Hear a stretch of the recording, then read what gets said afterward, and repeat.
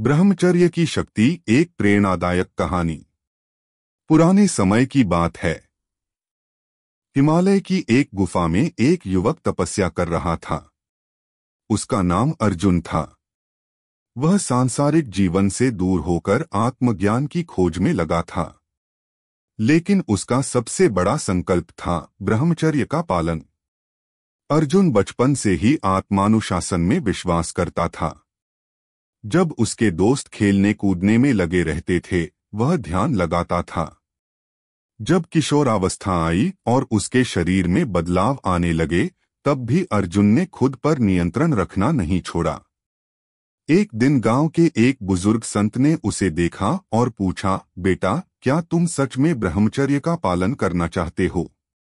अर्जुन ने उत्तर दिया, हाँ बाबा, क्योंकि मैंने सुना है कि ब्रह्मचर्य से ही आत्मबल और तप की शक्ति मिलती है।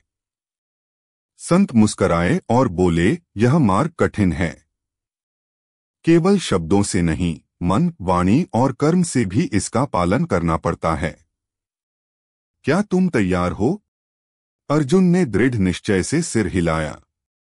संत ने उसे हिमालय की एक निर्जन गुफा में भेजा। वहां वह अकेला था। दिन-रात तप करता, ध्यान लगाता और संयम से जीवन जीता।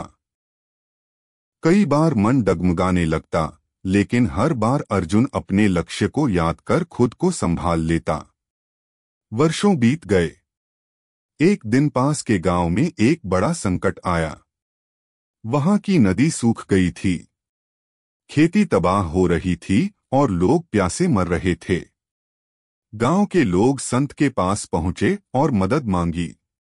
संत ने कहा, अब समय आ गया है कि अर्जुन की तपस्या का फल देखा जाए।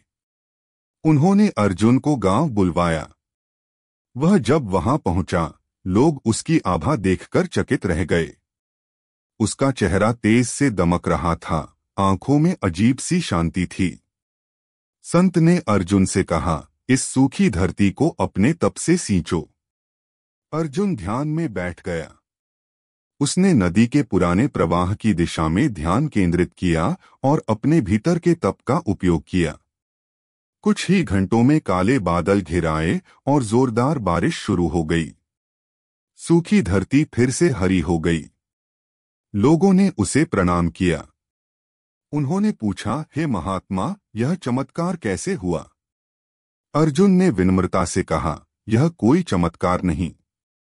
यह ब्रह्मचर्य, तप और आत्मसंयम की शक्ति है। जब हम अपनी ऊर्जा को व्यर्थ नष्ट करने के बजाय उसे संचित करते हैं, तो वह शक्ति बन जाती है।